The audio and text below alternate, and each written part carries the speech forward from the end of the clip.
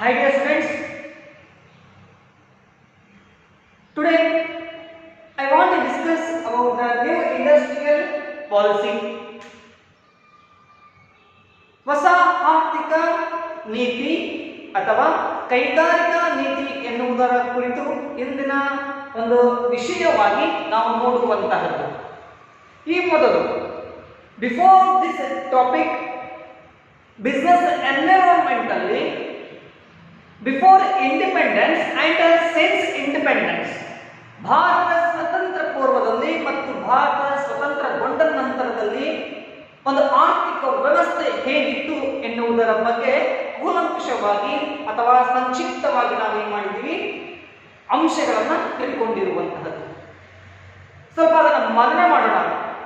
Remember that all points. ಶೇಕಡ 70ಕ್ಕಿಂತ ಹೆಚ್ಚು ಜನರು ಹಳ್ಳಿ ಪ್ರದೇಶದಲ್ಲಿ ವಾಸವಾಗಿದ್ರು. ಶೇಕಡ 75ಕ್ಕಿಂತ ಹೆಚ್ಚು ಅಥವಾ 80ಕ್ಕಿಂತ ಹೆಚ್ಚು ಜನರು ಕೃಷಿಯನ್ನ ಅವಲಂಬಿಸಿದ್ರು. ಸೊ ಈ ಎಲ್ಲ ಅಂಶಗಳು ಅನಕ್ಷರಸ್ಥರಾಗಿದ್ರು. ಎಂಪ್ಲಾಯ್ಮೆಂಟ್ ಅಪಾರ್ಚುನಿಟಿ ಕಡಿಮೆ ಇತ್ತು. ನಿರುದ್ಯೋಗದ ಪ್ರಮಾಣ ಹೆಚ್ಚಾಗಿತ್ತು.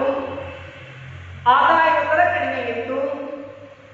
ಸೊ ಈ ಎಲ್ಲ ಅಂಶಗಳು ಎಲ್ಲಿದ್ವು ಅಂತ ಬಂದಾಗ before independence or since independence. So economic develop ಮಾಡಬೇಕಾಗಿತ್ತು ಯಾರು?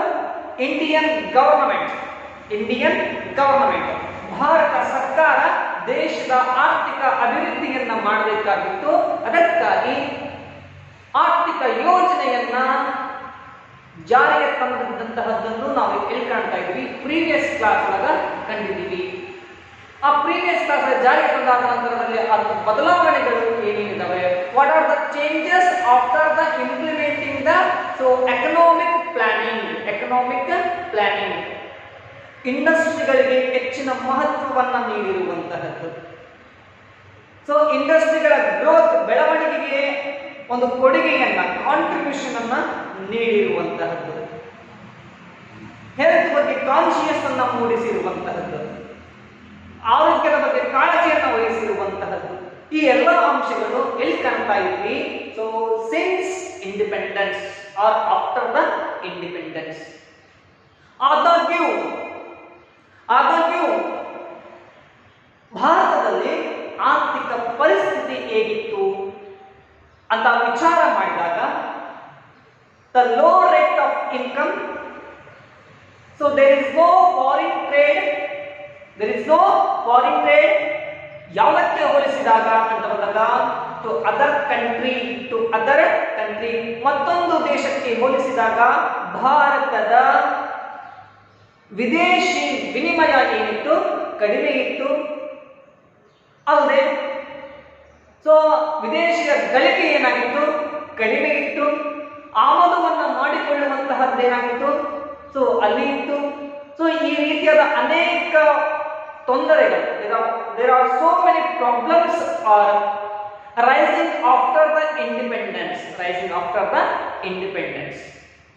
ಸೊ ಅದಕ್ಕಾಗಿ ಸೆಲ್ಫ್ ರಿಲಯನ್ಸ್ ಅಥವಾ ಸ್ವಾವಲಂಬಿ ಜೀವನವನ್ನ ಸಾಧಿಸಬೇಕಾಗಿತ್ತಲ್ಲ, ಅದಕ್ಕಾಗಿ ಸೊ ಜುಲೈ 1991 ಕೈಗಾರಿಕೆಗಳಿಗೆ ಪುನಶ್ಚೇತನಕ್ಕಾಗಿ ಆರ್ಥಿಕ ದಿಗ್ಬಂಧನವನ್ನು ಮುಕ್ತಗೊಳಿಸಿ, so liberalise the economy in the world wide. ಒಂದು ಟ್ರೇಡ್ ಅನ್ನುವಂತಹದ್ದು, ಒಂದು ವ್ಯಾಪಾರ ಅನ್ನುವಂತಹದ್ದು ಒಂದು ದೇಶದ ಅಥವಾ ಒಂದು ರಾಷ್ಟ್ರದ ವ್ಯಾಪ್ತಿಗೆ ಸೀಮಿತವಾಗಿರದೆ ಅದು ಏನಾಗಬೇಕಾಗಿತ್ತು ಅಂತ ಬಂದಾಗ ವಿದೇಶದಲ್ಲಿಯೂ ಸಹಿತವಾಗಿ ಗಳಿಕೆಯನ್ನ ಅಥವಾ ವ್ಯಾಪಾರವನ್ನ ಮಾಡುವಂತಹ ಉದ್ದೇಶದೊಂದಿಗೆ foreign technology collaboration, foreign investment, ವಿದೇಶಿಯ ಹೂಡಿಕೆಯನ್ನು ತರಿಸುವಂತಹದ್ದು, ವಿದೇಶದ ತಾಂತ್ರಿಕತೆಯನ್ನು ಅಳವಡಿಸಿಕೊಳ್ಳುವಂತಹದ್ದು ಅಥವಾ ಸಂಯೋಗವನ್ನ ಮಾಡುವಂತಹದ್ದು, ಈ ಎಲ್ಲ ಯೋಜನೆಗಳನ್ನ ಅಥವಾ ವಿಚಾರವನ್ನ ಇಟ್ಟುಕೊಂಡು ಅಂದಿನ ಪ್ರಧಾನಮಂತ್ರಿಯಾದಂತಹ ನರಸಿಂಹರಾವ್ ಅವರು ಮತ್ತು ಅಂದಿನ ಹಣಕಾಸು ಮಂತ್ರಿಯಾದಂತಹ ಡಾಕ್ಟರ್ ಮನಮೋಹನ್ ಸಿಂಗ್ ಅವರ ನೇತೃತ್ವದಲ್ಲಿ the guidance of Manmohan Singh, finance minister and prime minister Narasimha Rao ಅವರು ಏನ್ ಮಾಡಿದ್ರು, ಇದನ್ನ ಜಾರಿಗೆ ಗೊಳಿಸಿದ್ರು. ಯಾವುದನ್ನ? New industrial policy in the month of July year 1991. In the year 1991. Yes, ಈ ಒಂದು ಪಾಲಿಸಿ ಎರಡು ಸೆಕ್ಟರ್ಗಳಾಗಿ ವಿಂಗಡಣೆ ಮಾಡಿ. There are two sectors. This policy divided into two sectors. The first one is a public sector. The next one is a private sector. Public sector and private sector. ಸಾರ್ವಜನಿಕ ವಲಯ ಮತ್ತು ಖಾಸಗಿ ವಲಯ ಎನ್ನುವಂತಹ ಎರಡು ವಿಧಗಳನ್ನ ವಿಂಗಡಣೆ ಮಾಡಿ ಅದಕ್ಕೆ ಸಾರ್ವಜನಿಕ ವಲಯಕ್ಕೆ ಮೂಲಭೂತ ಸೌಕರ್ಯ ಕೈಗಾರಿಕೆಗಳಿಗೆ ಹೆಚ್ಚಿನ ಒಲವನ್ನ ನೀಡುವುದಕ್ಕಾಗಿ ನೇಮಿಸಿದ್ರು. ಯಾವ ವಲಯಕ್ಕೆ ಅಂತ ಬಂದಾಗ ಸಾರ್ವಜನಿಕ ವಲಯಕ್ಕೆ. The government gives the responsibility to public sector. Improvements. ಏನನ್ನ ಇಂಪ್ರೂವ್ಮೆಂಟ್ ಮಾಡಬೇಕಾಗಿತ್ತು? Infrastructure industries. ಸೊ ಆ ಒಂದು ರೆಸ್ಪಾನ್ಸಿಬಿಲಿಟಿ ಯಾರಿಗೆ ಕೊಟ್ಟಂತಹದ್ದು?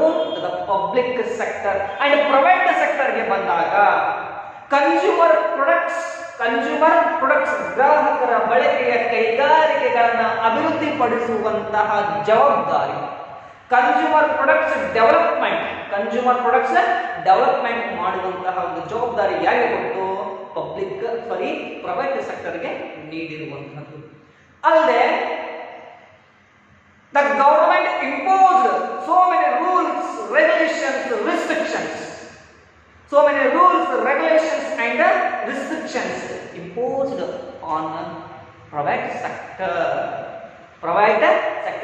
ಆದಾಗ್ಯೂ ಸಹಿತವಾಗಿ ಸರ್ಕಾರ ಏನ್ ಮಾಡಿತು ಅಂತ ಬಂದಾಗ ಈ ಎಲ್ಲಾ ಖಾಸಗಿ ವಲಯಗಳ ಕೈಗಾರಿಕೆಗಳ ಮೇಲೆ ಅನೇಕ ರೀತಿಗಳ ನಿರ್ಬಂಧನೆಗಳ ಕಟ್ಟುಪಾಡುಗಳನ್ನ ಹೇರಿತು. ಇವೆಲ್ಲವನ್ನ ಮುಕ್ತಗೊಳಿಸಬೇಕಾದಂತಹ ಸಂದರ್ಭಕ್ಕೆ ಬಂದಂತಹ ಒಂದು ಪಾಲಿಸಿ, ಒಂದು ಎಕನಾಮಿ. ಸೊ ಯಾವುದು ಅಂತ ಬಂದಾಗ 1991. ಸೊ ಎಕನಾಮಿಯನ್ನ ಬೂಸ್ಟ್ ಮಾಡಬೇಕಾಗಿತ್ತು. ರ್ಯಾಪಿಡ್ ಗ್ರೋತ್ ಒಳಗೆ ನಮ್ಮ ಎಕನಾಮಿ ಹೋಗ್ಬೇಕಾಗಿತ್ತು. ಕ್ಷಿಪ್ರಗತಿಯ ಬದಲಾವಣೆ ಆಗಬೇಕಾಗಿತ್ತು. ಕ್ಷಿಪ್ರಗತಿಯ ಆರ್ಥಿಕತೆಯಲ್ಲಿ ಬೆಳವಣಿಗೆಯನ್ನ ಹೊಂದಬೇಕಾಗಿತ್ತು. ಆ ಸಂದರ್ಭಕ್ಕೆ ಬಂದಂತದ್ದು ಯಾವುದು ಅಂತ ಬಂದಾಗ 1991 policy. Yes, what is the aim of new industrial policy? What is the aim? What is the main intention? To create a more competitive environment. In the economy and to remove the barriers of entry. And growth of firms. The new industrial policies main aim is to create a more competitive environment in the economy and to remove the barriers of entry and growth of the firm. ಒಂದು ಮುಖ್ಯವಾದ ಉದ್ದೇಶವನ್ನ ಇಟ್ಕೊಂಡು ಒಂದು 1991 policy 1991ರ ಹೊಸ ಆರ್ಥಿಕ ನೀತಿಯನ್ನ ಜಾರಿಗೆ ತರಲಾಯಿತು. ಅದರ ಮುಖ್ಯ ಉದ್ದೇಶ ಯಾವುದು ಅಂತ ಬಂದಾಗ ಸಾಮಾನ್ಯವಾಗಿ ಒಂದು ಕಂಪನಿಯ ಅಥವಾ ಒಂದು ಸಂಸ್ಥೆ ಹೊರ ಜಗತ್ತಿಗೆ, ಪ್ರಪಂಚಕ್ಕೆ ಅಥವಾ ಹೊರ ಮಾರುಕಟ್ಟೆಗೆ ಮುಕ್ತವಾಗಿ ಬರುವಂತಹದ್ದು ಮತ್ತು ಬೆಳವಣಿಗೆ ಹೊಂದಲಿಕ್ಕೆ ಇರುವಂತಹ ಅಡೆತಡೆಗಳನ್ನ ನಿವಾರಿಸುವುದು ಅಲ್ಲದೆ ಒಂದು ಆರ್ಥಿಕತೆಗೆ ಅದರ ಸ್ಪರ್ಧಾತ್ಮಕ ಬೆಳವಣಿಗೆಗೆ ಅಥವಾ ಸ್ಪರ್ಧಾತ್ಮಕತೆಗೆ ಉತ್ತಮವಾದ ವಾತಾವರಣವನ್ನು ಸೃಷ್ಟಿಸುವಂತಹ ಉದ್ದೇಶ. ಉತ್ತಮ ವಾತಾವರಣವನ್ನು ಸೃಷ್ಟಿಸುವಂತಹ ಉದ್ದೇಶ. ಸಾಮಾನ್ಯವಾಗಿ ಹೇಳುವುದು ಒಂದು ಹೊಸ ಒಂದು ಕಂಪನಿ ಆರ್ಥಿಕತೆಯಲ್ಲಿ ಅಥವಾ ಒಂದು ಮಾರುಕಟ್ಟೆಗೆ ಮುಕ್ತವಾಗಿ ಪ್ರವೇಶಿಸುವುದು, ಸುಲಭವಾಗಿ ಪ್ರವೇಶ ಮಾಡುವುದು ಮತ್ತು ಬೆಳವಣಿಗೆಯನ್ನ ಹೊಂದುವಂತಹದ್ದು. ಇದಕ್ಕೆ ಯಾವುದೇ ಅಡೆತಡೆಗಳು ಬಂದಲ್ಲಿ ಅವುಗಳನ್ನ ಅಥವಾ ಅಡೆತಡೆಗಳು ಬಾರದೇ ಇರುವಂತೆ ನೋಡಿಕೊಳ್ಳುವುದು ಹಾಗೂ ಉತ್ತಮವಾದ ವಾತಾವರಣ, ಸ್ಪರ್ಧಾತ್ಮಕ ವಾತಾವರಣವನ್ನ ಸೃಷ್ಟಿಸುವುದು. ಉತ್ತಮವಾದ ಸ್ಪರ್ಧಾತ್ಮಕ ವಾತಾವರಣವನ್ನ ಸೃಷ್ಟಿಸುವುದು ಇದರ ಮುಖ್ಯ ಉದ್ದೇಶ. ಯಾವುದರ ಮುಖ್ಯ ಉದ್ದೇಶ? ನ್ಯೂ ಇಂಡಸ್ಟ್ರಿಯಲ್ ಪಾಲಿಸಿಯ ಮುಖ್ಯ ಉದ್ದೇಶವಾಗಿತ್ತು. ಎಸ್, ಹಾಗಾಗಿ ಅದರ ಒಂದಿಷ್ಟು ಲಕ್ಷಣಗಳು. There are some main features or broad features of what new industrial policy. ಮುಕ್ತವಾಗಿ ಬರಬೇಕಾಗಿತ್ತು. ಯಾವುದು ಮುಕ್ತವಾಗಿ ಬರಬೇಕಾಗಿತ್ತು? ಕೈಗಾರಿಕೆಗಳು ಮುಕ್ತವಾಗಿ ಬರಬೇಕಾಗಿತ್ತು, ಸಂಸ್ಥೆಗಳು ಮುಕ್ತವಾಗಿ ಮಾರುಕಟ್ಟೆಗೆ ಬರಬೇಕಾಗಿತ್ತು. ಅದಕ್ಕೆ ಅನೇಕ ಅಡೆತಡೆಗಳೇನಾದರೂ ಇರಬಹುದು. ಯಾವ ಅಡೆತಡೆಗಳು? Licensing. Yes, the first one is what features ಅಂತ ಬಂದಾಗ ದಿಸ್ ಲೈಸೆನ್ಸಿಂಗ್ ಪರವಾನಗಿಯನ್ನ ರದ್ದು ಮಾಡುವಂತಹದ್ದು. ಪರವಾನಗಿಯ ರದ್ದತಿ ಯಾವುದಕ್ಕೆ? ಭಾರತದಲ್ಲಿ ಸುಮಾರು 6 ಕೈಗಾರಿಕೆಗಳನ್ನ ಹೊರತುಪಡಿಸಿ ಉಳಿದೆಲ್ಲ ಕೈಗಾರಿಕೆಗಳಿಗೆ ಮುಕ್ತ ಅವಕಾಶವನ್ನ ಕಲ್ಪಿಸುವುದು. ದಿಸ್ ಲೈಸೆನ್ಸಿಂಗ್ ಮಾಡುವಂತಹದ್ದು. Simple, the government reduce the number of industries. What? Compulsory licensing apart from the sixth industry. 6 ಕೈಗಾರಿಕೆಗಳನ್ನ ಬಿಟ್ಬಿಡೋದು. ಯಾವ 6 ಕೈಗಾರಿಕೆಗಳು ನಾವು ಏನಾಗಬೇಕಾಗಿತ್ತು? ಪರವಾನಗಿಯನ್ನ ಪಡೆಯಲೇಬೇಕಾಗಿತ್ತು. The six industries should be take the water licensing by the Indian government or government of India. So ಯಾವ 6 ಕೈಗಾರಿಕೆಗಳು ಅಂತ ಬಂದಾಗ liquor, cigarettes, defense equipments, drugs industry and chemicals industry. ಈ 6 ಕೈಗಾರಿಕೆಗಳಿಗೆ ಏನು ಬೇಕಾಗಿತ್ತು? ಸಾಮಾನ್ಯವಾಗಿ ಷರತ್ತುಬದ್ಧವಾದ ಲೈಸೆನ್ಸಿಂಗ್ ಅನ್ನೋದು ಬೇಕಾಗಿತ್ತು. ಉಳಿದಂತಹ ಕೈಗಾರಿಕೆಗಳಿಗೆ ಮುಕ್ತವಾಗಿ ಇರುವಂತಹದ್ದು ಮೊದಲನೆಯ ಒಂದು feature. Yes, simple. The next one, decrease in the role of public sector. ಸಾರ್ವಜನಿಕ ವಲಯದ ಪಾತ್ರವನ್ನ ಕಡಿಮೆ ಮಾಡುವುದು. 1991ರಲ್ಲಿ ಇದ್ದಂತಹ ಸಾರ್ವಜನಿಕ ವಲಯಕ್ಕೆ ಒಳಪಟ್ಟಂತಹ there are four what public sector industries for the strategic management, for the strategic purpose. So ಅಲ್ಲಿರುವಂತಹ 4 ಕೈಗಾರಿಕೆಗಳು ಅಥವಾ 4 ವಲಯಗಳು ಏನಾಗಿದ್ವು ಅಂತ ಬಂದಾಗ ಸಾರ್ವಜನಿಕ ವಲಯಕ್ಕೆ ಸಂಬಂಧಪಟ್ಟಂತಹಗಳು ಆಗಿದ್ವು. ಸೊ ಸದ್ಯದಲ್ಲಿ ಏನಾಗಿದ್ದಾವೆ? ಅವು 3 ಆಗಿದ್ದಾವೆ. ಯಾವ್ಯಾವು ಅಂತ ಬಂದಾಗ railway, atomic energy and explosive material. Once again I repeated, ಸಾರ್ವಜನಿಕ ಪಾತ್ರ ಕಡಿಮೆ ಮಾಡುವುದು. 3 ವಲಯಗಳು ಪ್ರಮುಖವಾಗಿ ಕಾಣ್ತವೆ ಪ್ರಸ್ತುತವಾಗಿ. ಯಾವ್ಯಾವು ಅಂತ ಬಂದಾಗ railway, atomic energy, so next explosive materials. Next one is what? Explosive materials. So 4 ಇದ್ದಂತಹದ್ದು ಏನಾಗಿದೆ? 3 ಕಡಿಮೆ ಮಾಡುವಂತಹದ್ದು. ಯಾವುದರ ಉದ್ದೇಶಕ್ಕಾಗಿ? ನಾವು ಹೇಳ್ತಿದ್ದೀವಿ, barriers, remove the barriers of entry and growth of firm. ಒಂದು ದೇಶದ ಸಂಸ್ಥೆಗಳು ಅಥವಾ ಕೈಗಾರಿಕೆಗಳು ಸೊ ಅವು ಮುಕ್ತವಾಗಿ ಪ್ರವೇಶ ಪಡೆಯಲಿಕ್ಕೆ ಇರುವಂತಹ ನಿರ್ಬಂಧಗಳನ್ನು ತೆಗೆದುಹಾಕಿರುವಂತಹದ್ದು. ಸಾರ್ವಜನಿಕ ವಲಯದ ಪಾತ್ರವನ್ನು ಕಡಿಮೆ ಮಾಡುವುದು, ಪ್ರೈವೇಟ್ ಸೆಕ್ಟರ್ಗೆ ಮಾಡುವಂತಹದ್ದು, ಹೆಚ್ಚಿನ ಭಾಗವನ್ನ ನೀಡುವಂತಹದ್ದು. ನೆಕ್ಸ್ಟ್, ದಿಸ್ ಇನ್ವೆಸ್ಟ್ಮೆಂಟ್ ಹೂಡಿಕೆ ಇಂತಗೆತ. ಎಸ್ ದ ಸಿಂಪಲ್ ಮೀನಿಂಗ್ ಹೂಡಿಕೆ ಇಂತಹಿತ ಅಂದ್ರೆ ಏನು? ಸಾರ್ವಜನಿಕ ವಲಯದಲ್ಲಿ ಅಥವಾ ಸಾರ್ವಜನಿಕವಾಗಿ ಇರುವಂತಹ ಷೇರುಗಳ ಪ್ರಮಾಣವನ್ನ ಏನ್ ಮಾಡುವಂತಹದ್ದು ಮುಕ್ತವಾಗಿ ಖಾಸಗಿಯವರಿಗೆ ಬಿಟ್ಟುಕೊಡುವುದು ಅಥವಾ ಮಾರಾಟ ಮಾಡುವುದು. ಬಿಟ್ಟುಕೊಡುವುದು ಅಥವಾ ಮಾರಾಟ ಮಾಡುವುದು, ಇದಕ್ಕೆ ನಾವೇನಂತ ಕರಿತೀವಿ? ಹೂಡಿಕೆ ಇಂತಹಿತ ಅಂತ ಕರಿತೀವಿ. Simple, it refers to selling a part of the whole of shares, part or whole of shares.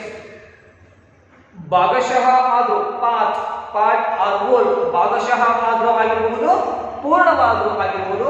ಏನ್ ಮಾಡೋದು? ಸೆಲ್ಲಿಂಗ್, ಯಾವುದರ ಪಬ್ಲಿಕ್ ಸೆಕ್ಟರ್ ಶೇರ್ಗಳನ್ನ ಸೆಲ್ ಮಾಡುವಂತಹದ್ದಕ್ಕೆ ನಾವು ಏನಂತ ಕರಿತೀವಿ? ಹೂಡಿಕೆ ಇಂತಹಿತ ಅಂತ ಹೇಳಿ ಕರಿತಾ ಇದ್ದೀವಿ. ಇದರಿಂದ ಏನಾಗ್ತಾ ಇದೆ? ಪ್ರೈವೇಟ್ ಅವರಿಗೆ ಅವಕಾಶ ಸಿಗುವಂತಹದ್ದು, ಆರ್ಗನೈಸೇಷನ್ ಆರ್ ಇಂಡಸ್ಟ್ರಿ ಡೆವಲಪ್ ಆಗುವಂತಹದ್ದು ಯಾವುದರ ಮೂಲಕ ಬಂದಿರುವಂತಹದ್ದು? New industrial policy. Once again I repeat, what this investment is refers to selling of shares. Which shares? Public sector shares. It may be part or whole, partially or wholly. So ಹೂಡಿಕೆ ಇಂತಹಿತ ಅಂತ ಬಂದಾಗ ಸಾರ್ವಜನಿಕ ವಲಯದಲ್ಲಿ ಇರುವಂತಹ ಷೇರುಗಳನ್ನ ಭಾಗಶಃ ಆದ್ರೂ ಆಗಿರ್ಬೋದು ಅಥವಾ ಪೂರ್ಣವಾಗಿ ಖಾಸಗಿಯವರಿಗೆ ಮಾರಾಟ ಮಾಡುವುದನ್ನು ನಾವೇನಂತ ಕರಿತಾ ಇದ್ದೀವಿ? ಹೂಡಿಕೆ ಇಂತಹಿತ ಅಂತ ಹೇಳಿ ಕರಿತಾ ಇದ್ದೀವಿ. ಫಾರ್ ಎಕ್ಸಾಂಪಲ್ ಯಾವುದು ಅಂತ ಬಂದಾಗ ಹಾಗೆ ತಿಳ್ಕೊಳ್ಳೋಣ. ಸೊ ಇಂಡಿಯನ್ ಆಯಿಲ್ ಕಂಪನಿ ಅನ್ನುವಂತಹದ್ದು ಸೊ ಯಾವುದಕ್ಕೆ ಸಂಬಂಧಪಟ್ಟಿದೆ? ಸಾರ್ವಜನಿಕ ವಲಯಕ್ಕೆ ಸಂಬಂಧಪಟ್ಟಿದೆ ಅಂತ ತಿಳ್ಕೊಳ್ಳೋಣ. ಸೊ ಅದನ್ನು ನಾವೇನ್ ಮಾಡುವಂತಹದ್ದು? ಅದರ ಷೇರುಗಳನ್ನ ಯಾರಿಗೆ ಮಾರಾಟ ಮಾಡುವುದು? ರಿಲಯನ್ಸ್ ಕಂಪನಿಗೂ ಅಥವಾ ಬೇರೊಂದು ಕಂಪನಿಗೂ, ಎಸ್ಆರ್ ಕಂಪನಿಗೂ ಅನ್ನುವಂತಹ ಮಾರಾಟವನ್ನ ಮಾಡುವಂತಹದ್ದು ನಾವೇನು ಕಾಣ್ತಾ ಇದ್ದೀವಿ ಅಂತ ಬಂದಾಗ ಹೂಡಿಕೆ ಇಂತಹಿತ ಕಾಣ್ತಾ ಇದ್ದೀವಿ. Next, liberalisation of foreign capital.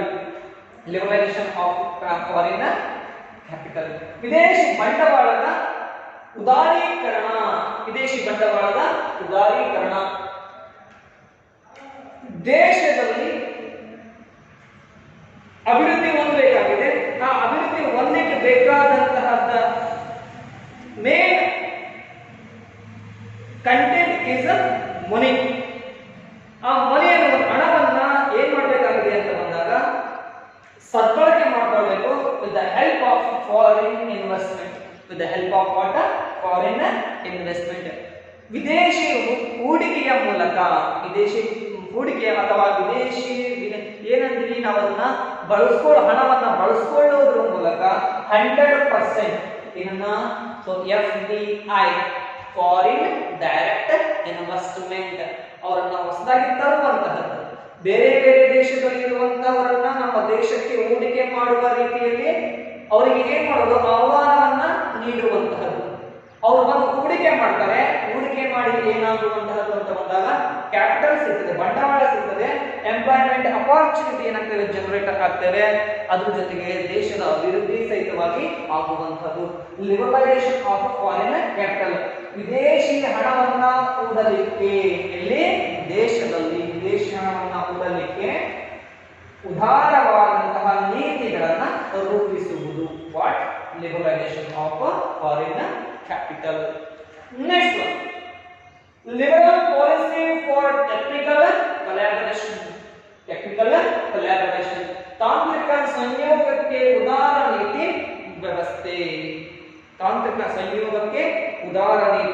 ವ್ಯವಸ್ಥೆ. ಬೇರೆ ಬೇರೆ ದೇಶದ ಕಂಪನಿಗಳು, ಫಾರ್ ಎಕ್ಸಾಂಪಲ್ ಯಾವುದು ಅಂತ ಬಂದಾಗ ಜಪಾನ್ ಒಳಗ ತಾಂತ್ರಿಕವಾಗಿ technically they are what strong. Which country? Japan country is very strong. So ಅವರ ಟೆಕ್ನಾಲಜಿಯನ್ನ ಬಳಸ್ಕೊಳ್ಳೋದು, ನಮ್ಮ ಮ್ಯಾನ್ ಪವರ್ ಅನ್ನ ಬಳಸ್ಕೊಳ್ಳೋದು ಅಥವಾ ನಮ್ಮ ಹಣವನ್ನ ಬಳಸ್ಕೊಳ್ಳೋದು, ಈ ಎರಡನ್ನ ಕೊಲ್ಯಾಬರೇಷನ್ ಮಾಡೋದ್ರ ಮೂಲಕ ನಾವೇನ್ ಮಾಡುವಂತಹದ್ವಿ? ಉತ್ತಮವಾದ ಆರ್ಥಿಕ ಚಟುವಟಿಕೆಯನ್ನ ನಡೆಸುವಂತಹದ್ದು. With help of liberal policy for technical collaboration. liberal policy for technical collaboration. Yes, next one is what? Setting up of FIPB, Foreign Investment Promotion Board. Foreign Investment Promotion Board ಒಂದು ಸ್ಥಾಪನೆಯನ್ನ ಮಾಡುವುದು. ಯಾವುದರ ಸ್ಥಾಪನೆಯನ್ನ ಮಾಡುವುದು ಅಂತ ಬಂದಾಗ ವಿದೇಶಿ ಹೂಡಿಕೆ ಪ್ರವರ್ತನಾ ಮಂಡಳಿ, ವಿದೇಶಿ ಹೂಡಿಕೆ ಪ್ರವರ್ತನಾ ಮಂಡಳಿ, ಫಾರಿನ್ ಇನ್ವೆಸ್ಟ್ಮೆಂಟ್ ಪ್ರಮೋಷನ್ ಬೋರ್ಡ್, ವಿದೇಶಿ ಹೂಡಿಕೆ ಪ್ರವರ್ತನಾ ಮಂಡಳಿಯನ್ನ ಸ್ಥಾಪನೆ ಮಾಡುವುದು. ಈ ಹೆಸರೇ ಸೂಚಿಸ್ತಾ ಇದೆ. This word shows or indicate what? Promotion what? Investment ಹೂಡಿಕೆಯನ್ನ ಮಾಡಲಿಕ್ಕಾಗಿ ಪ್ರವರ್ತನೆಯನ್ನ ಮಾಡುವುದು, ಪ್ರಚಾರವನ್ನ ಮಾಡುವುದು, ಅವರಿಗೆ ಆಹ್ವಾನವನ್ನ ನೀಡುವುದು. ಯಾಕೆ ಅಂತ ಬಂದಾಗ ಬಂಡವಾಳವನ್ನ ಹೆಚ್ಚಿಸುವುದಕ್ಕಾಗಿ, ಆ ಬಂಡವಾಳ ಹೆಚ್ಚಿಸಲಿಕ್ಕೆ ಬೇಕಾದಂತ ಯಾವ ಅವಶ್ಯಕತೆ ಇದೆ, ರಿಕ್ವೈರ್ಮೆಂಟ್ಸ್ ಏನಿದೆ, ಪ್ರತಿಯೊಂದನ್ನ ಸಹಿತವಾಗಿ ಡೀಟೇಲ್ ಆಗಿ ನೀಡಲಿಕ್ಕೆ ಏನನ್ನ ಸ್ಥಾಪನೆ ಮಾಡಲಾಗಿದೆ? FIPB, foreign investment promotion board ಅನ್ನ ಸ್ಥಾಪನೆ ಮಾಡಿತು. So simple, foreign investment board ಸ್ಥಾಪನೆ ಮಾಡಿರುವ ಮುಖ್ಯ ಉದ್ದೇಶ ಏನು ಅಂತ ಬಂದಾಗ to promote and channelise foreign investment, to promote and channelise the foreign investment where in India. ಭಾರತದಲ್ಲಿ, ಯಾವ ದೇಶದಲ್ಲಿ? ಭಾರತದಲ್ಲಿ ವಿದೇಶಿ ಬಂಡವಾಳ ಹೂಡಿಕೆಯನ್ನ ಹೆಚ್ಚಿಸುವುದು ಮತ್ತು ಅವರನ್ನ ಹೆಚ್ಚಿಸಲಿಕ್ಕೆ ಬೇಕಾದಂತಹ ಪ್ರವರ್ತನೆಯನ್ನ ಮಾಡುವುದು. ಹೆಚ್ಚಿಸಲು ಏನು ಬೇಕಾಗಿದೆ? ಪ್ರವರ್ತನೆಯನ್ನ ಮಾಡಲಿಕ್ಕೆ ಇಲ್ಲಿ ಒಂದು ಅಂಶಗಳು ಬೇಕಾಗಿರುವುದು. ಎಸ್, ನೀವು ಇಂಡಸ್ಟ್ರಿಯಲ್ ಪಾಲಿಸಿ ಒಳಗ ಈ ಎಲ್ಲಾ ಲಕ್ಷಣಗಳನ್ನ ಹೊಂದಿದೆ. ಸಾಮಾನ್ಯವಾಗಿ ನೋಡ್ತಾ ಇದ್ದೀವಿ, FIPB ಅನ್ನು ಸ್ಥಾಪನೆ ಮಾಡಿರುವಂತಹದ್ದು ಟೆಕ್ನಿಕಲ್ ಕೊಲಾಬರೇಷನ್ಗೆ ಒಂದು ಪಾಲಿಸಿಯನ್ನ ಸಿದ್ಧಪಡಿಸಿರುವಂತಹದ್ದು. ಫಾರಿನ್ ಕ್ಯಾಪಿಟಲ್ ಅನ್ನ ನಾವು ಏನ್ ಮಾಡಬಹುದು? ತರಿಸ್ಕೊಳ್ಳಿಕ್ಕೆ ಅದಕ್ಕೆ ಆದಂತಹ ಪಾಲಿಸಿಯನ್ನ, disinvestment, so decrease in role of public sector, so D-licensing. ಯಾಕೆ ಇವೆಲ್ಲ ಮಾಡಿದ್ರು? Simple, only one thing. ಪ್ರಮುಖ ಉದ್ದೇಶ ಒಂದೇ, ದೇಶದ ಅಭಿವೃದ್ಧಿ ಕ್ಷಿಪ್ರಗತಿಯಲ್ಲಿ ಸಾಗುವುದು. The only main content or main intention is the rapid growth of Indian economy and increase the stability of earnings. Optimum utilization of the manpower and so other resources. ಇತರೆ ಸಂಪನ್ಮೂಲಗಳನ್ನು ಮತ್ತು ಮಾನವ ಸಂಪನ್ಮೂಲವನ್ನು ದಕ್ಷವಾಗಿ ಬಳಸಿಕೊಳ್ಳಲಿಕ್ಕೆ ಈ ಒಂದು ಯೋಜನೆ ಸಂಪೂರ್ಣವಾಗಿ ಬೇಕಾದಂತಹದ್ದು, ಅಥವಾ ಈ ನೀತಿ ಸಂಪೂರ್ಣವಾದ ಅವಶ್ಯಕತೆ ಇತ್ತು ಅನ್ನುವಂತಹದ್ದು ನಾವು ಕಾಣ್ತಾ ಇದ್ದೀವಿ. ಎಸ್, ಇದಾದ ನಂತರದಲ್ಲಿ ಬರುವಂತ there are 3 contents: liberalization, privatization and globalization. Liberalization, privatization and globalization. LPG, not a liquid petroleum gas. The LPG is like what? LPG is like liberalization, privatization and globalization. ಉದಾರೀಕರಣ, ಖಾಸಗೀಕರಣ, ಜಾಗತೀಕರಣ. ಸೊ ಇದರ ಅವಶ್ಯಕತೆ ಏನಿತ್ತು, ಅವುಗಳ ಅರ್ಥ ಏನಿದೆ, ಅವುಗಳಿಂದ ದೇಶಕ್ಕೆ ಆದಂತಹ ಪ್ರಯೋಜನ ಏನು ಅನ್ನುವುದರ ಬಗ್ಗೆ ಮುಂದಿನ ತರಗತಿಯಲ್ಲಿ ತಿಳಿದುಕೊಳ್ಳೋಣ. ಧನ್ಯವಾದ.